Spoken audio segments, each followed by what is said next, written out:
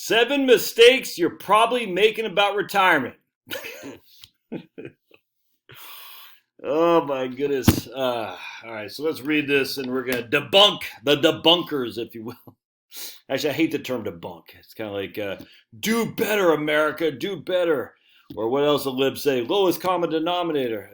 All right, seven mistakes you're making about retirement. All right, let's see what we got. Some guy named John Rampton. So let's go down here and see who John Rampton is. And he's an entrepreneur connector. He's recently named top 50 online influencers. Okay, so finance expert by Time and blogging expert.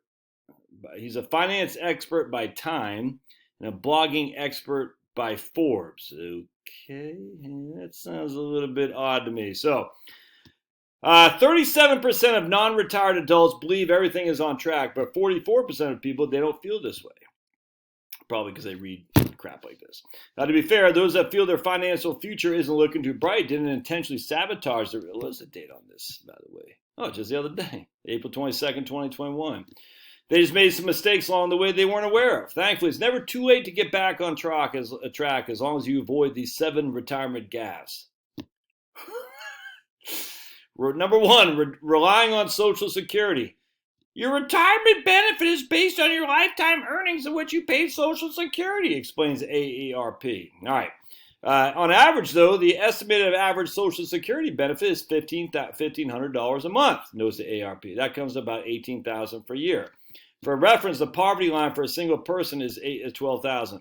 All right. So you see what's going wrong here. You're making a mistake by relying on Social Security for the bulk of your income because Social Security, the average benefit is only $1,500 a month or $18,000 a year, or just a little bit above poverty level. The mistake is what? You want to take a gander? The mistake is, why does the average have anything to do with me? It has nothing to do with me. It's nothing. It means nothing to me. The average Social Security benefit is completely irrelevant. The average retirement account balance is completely irrelevant. The only thing that's relevant is me. That's it. So I could care less about what the average Social Security benefit is. Don't forget, this is also the majority, if not the vast majority of people take it before 65, by the way. So that's their own damn fault. You took it too early, man, which is going to have a big reduction in your benefit. Don't do that. I mean, some people it makes sense, but the vast majority it doesn't. So who cares what the average? I just don't care. I care about this guy, all right? Stupid. Unless you're debt-free and can live extremely frugal, that's not a lot of money. So basically saying you can't live on Social Security because the average benefit is only $18,000. That's nothing. It's just not a logical way to say this is the sad. It's silly. There's concern that the Social Security funds will be exhausted by 2035. No one is concerned that Social Security funds will be exhausted by 2035. They're concerned on the intermediate schedule of Social Security, they'll only be able to pay 77% of the 100% as promised. So 77 cents on the dollar. That's not exhausted. Oh. All right, regardless, don't expect to completely fund your retirement on Social Security. After all, it's advised they should have between 70 to 90% of your pre-retirement income saved in retirement. This guy's a finance expert. Look, I don't know this guy. I hate to bash him. This is just bad stuff. The problem is he's not a financial planner. He's not an industry guy. He's just some guy doing content. How do I know this? Because the article that was sent to me by my man Larry was this guy right here. Don't assume your taxes will be low in retirement. I said, well, who's this guy, Albert Costa? I said, I don't know who this guy is. And I looked him up. Well, I didn't look him up. I looked at his bio. He's a content ninja. When I'm not writing and brainstorming content ideas. So these guys are just content. I mean, that's it. They're just putting stuff out there to get the Google algorithm to give them SEO, search engine optimization. It's not a financial planner. He's doing it. Look, man, I know this. Trust me. I know how this works. In short, you need to have a diversified retirement portfolio consisting and see what they're doing, these guys. All right, so they got links to other articles on their website, which is smart. See how this is how you get search engine optimization. This is how you hey buddy, you increase your search engine results page because you're having these what's called backlinks. Look.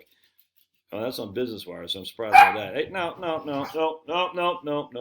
Let's see here. We got see how it's all backlinks to their own articles. I mean, it's good search engine optimization. It's not good retirement planning stuff. All right, let's keep going.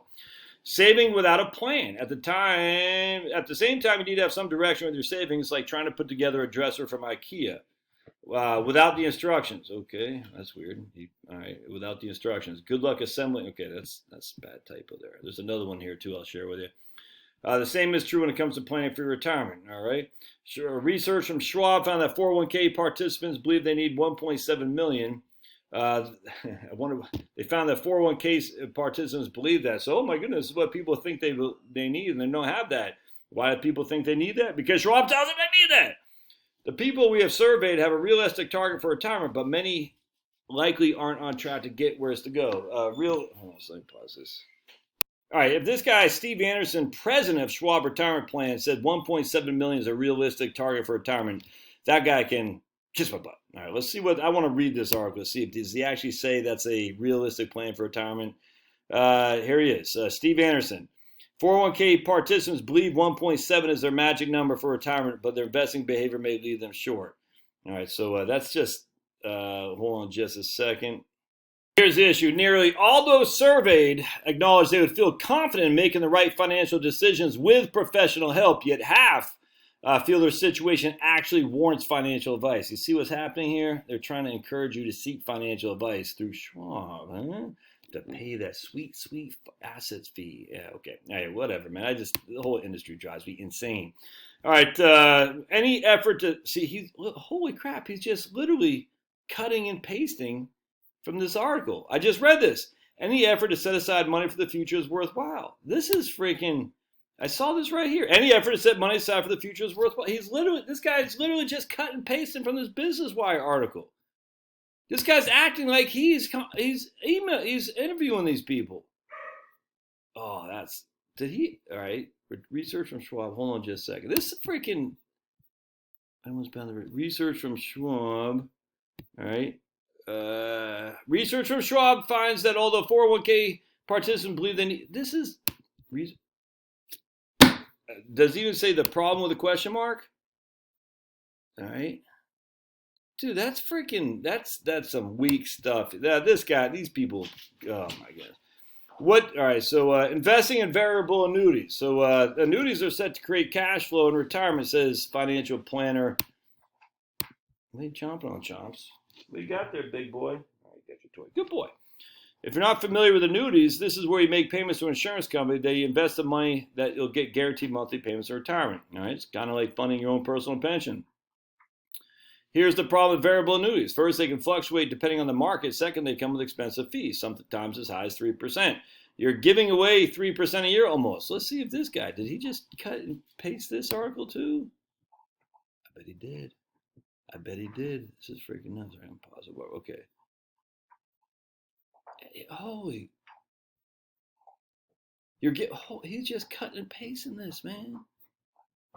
That's crazy. This is, oh my goodness, you're giving away almost 3%. This guy's acting like he's interviewing these people. It's not. You're not giving away 3%, fool. You're getting it in guaranteed minimum income benefits, guaranteed death benefits. Look, there's some negatives on variable annuities. I 100% there are some negatives. The problem is, stop this freaking variable annuities are evil. You're giving away the money. You're not just, hey, take my money. I did a video yesterday on why you might want to think about a variable annuity. Instead, invest in a fixed annuity. All right, so let's talk about this. Let me go get my thing real quick. All right, so let's look at the difference between a variable annuity. All right, hold on a second. Variable annuity and the fixed annuity. Okay, so we're going to put $100,000 in the fixed annuity. All right, we're going to get 3% like that guy said. I wonder how what the surrender charge is, but because you're not getting 3% even a 10-year treasury, I'll tell you that right now. We're going to put $100,000 in the variable annuity. We don't know what it's going to be. All right, so we have no idea what the variable annuity is going to be. It could go up, could go down. We have 3% on the fixed annuity. All right, so we fast forward 10 years from now. Now, I'm just saying we're going to get 3%, which you're not even getting on a 30-year treasury right now. So let's just assume that we're getting that for, maybe they can invest in corporate bonds and stuff.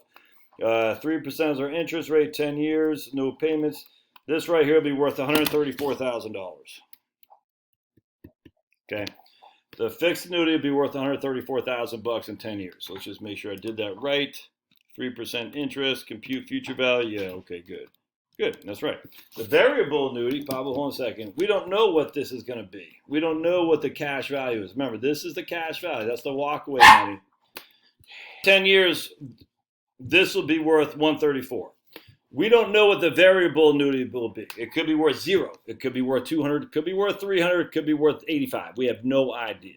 It won't be worth 300. But what we do know from an income perspective, if you do it in one of those guaranteed income benefits, where you're paying part of that 3% fee, we know for a fact a lot of annuities will give you a $200,000 income base. So then you take 5% a year off this. It's $10,000 a year. And 5% a year off this is not $10,000 a year. I don't even know. Well, I guess 134 times 0.05 is $6,500 a year. All right, so that's how it works. I mean, doing a fixed annuity today, I wouldn't do it. And the way these guys are talking about, which is just pure insanity, you'll get 3% guarantee for the rate on the money you invest. That means you know exactly how much you get per month at the age of 65. I know exactly how much I'll get, at least at a minimum, if I do a variable annuity. That's just a fact. All right. Choose the wrong strategy, the wrong tax strategy. Okay, so the bearer of bad news, you still got to deal with taxes, retirements. Okay, whatever. Quitting your job. Are you a job hopper? If so, make sure you aren't leaving any money on the table. Before quitting, that usually means making sure you get your match. Borrowing from your retirement funds. Not borrowing from your retirement funds. This is such a. All right, where's my book? I talk about the benefits of borrowing from your retirement funds. In this right here, I actually prove. Ooh, that's really been cracked up a bit. How you can actually increase your net worth by borrowing against your 401k in order to pay down. You should borrow from your 401k right here. You should borrow from your 401k. To pay debt. I prove that right there without question. It's proven. Can't beat that. So this is silly to say don't borrow. And if you're thinking about borrowing, you should never do that. Being a chicken when it comes to investing. Do you remember Marty McFly? Marty. Okay. When it comes to investing, you should have all the same mentality as Marty. Obviously, doesn't mean doing something rational like dumping all your savings in Dogecoin. Don't be afraid to start investment portfolio. And look at that link back here. All right, well, so this is just crap. Anyway, there you go. You just gotta watch some of these articles, man, because they're just bad. That's a bad article. All right, we'll see you guys. Love to hear your comments.